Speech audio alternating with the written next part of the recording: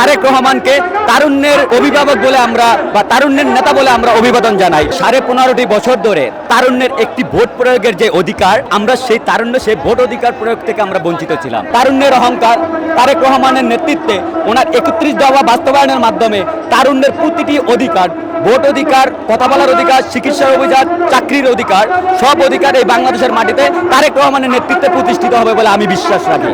আপনার তারুণ্যের ভাবনা বা তারুণ্যের যে অধিকার নিয়ে আপনি কথাটা তো বলেছেন, যদি সেই তারুণ্যের অধিকারই যদি থাকতো তাহলে বিগত 15.5 বছর ধরে তারুণ্যের একটি ভোট প্রয়োগের যে অধিকার, আমরা সেই তারুণ্য সেই ভোট অধিকার প্রয়োগ থেকে আমরা বঞ্চিত ছিলাম। ইভেন আমরা আরও বঞ্চিত ছিলাম, আমরা স্বাধীনভাবে কথা বলা থেকে বঞ্চিত ছিলাম।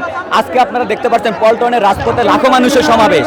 আপনারা দীর্ঘ এই 16টি বছর দেখছেন আমরা একটা ঘরোয়া প্রোগ্রাম পর্যন্ত করতে পারিনি, সেটা হোক তারুণ্যের জয়গান, সেটা হোক বয়স্কদের জয়গান। কিন্তু আজ যে তারুণ্যের সমাবেশ, এই সমাবেশের মাধ্যমে প্রমাণ হয়েছে বাংলাদেশের দীর্ঘ 10 যুগ ধরে একটি ফ্যাসিস্ট সরকার দ্বারা রাষ্ট্র পরিচালনা ছিল। সুতরাং আমরা বিশ্বাস করি তারুণ্যের অহংকার তারেক রহমানের নেতৃত্বে ওনার 31 দফা বাস্তবায়নের মাধ্যমে তারুণ্যের প্রতিটি অধিকার, ভোট অধিকার, কথা বলার অধিকার, চিকিৎসার অধিকার, চাকরির অধিকার, সব অধিকার এই বাংলাদেশের মাটিতে তারেক রহমানের নেতৃত্বে প্রতিষ্ঠিত হবে বলে আমি বিশ্বাস রাখি। তারুণ্যের শক্তি যে শব্দটা এসেছে আপনি জানেন, আমরা বাংলাদেশ জাতীয়তাবাদী ছাত্রদলের সাংগঠনিক অভিভাবক তারেক রহমানকে তারুণ্যের অভিভাবক বলে আমরা বা তারুণ্যের নেতা বলে আমরা অভিবাদন জানাই। সে তারুণ্যের নেতা তারেক রহমানের আপনারা জানেন দীর্ঘ 1.5 যুগ ধরে এই দেশে বক্তব্য দেওয়া তো দূরের কথা, রাজনীতি করার মতো যেই ছিল, অধিকার ছিল, সেখান থেকে ফ্যাসিবাদী সরকার তারেক রহমানকে দূরে রেখেছে।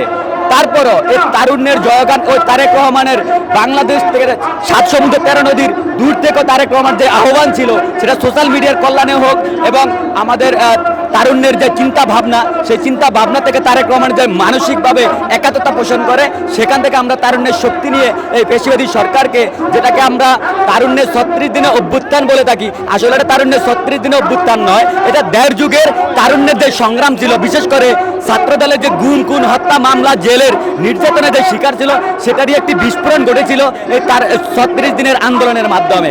সুতরাং এটা তারুণ্যেরই একটা জয়গান হয়েছে এই 36 দিনের অভ্যুত্থানের মাধ্যমে।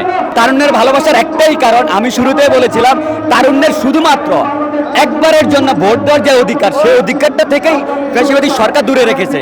এবং তারুণ্যের আরেকটি শক্তি হচ্ছে, আমরা পড়াশোনা শেষ করে আমরা চাই একটা পরিবারের দায়িত্ব তুলে নিতে, এবং আমরা চাই একটা রাষ্ট্রকে কিভাবে আধুনিকরণ করা যায়, সেই আধুনিকরণ করার জন্য আমরা তারুণ্যের একটা বড় শক্তি। কিন্তু আমরা 1.5 যুগ ধরে সেই শক্তি থেকে অনেক দূরে পিছিয়েছিলাম এই ফ্যাসিবাদী কার্যক্রমের মাধ্যমে।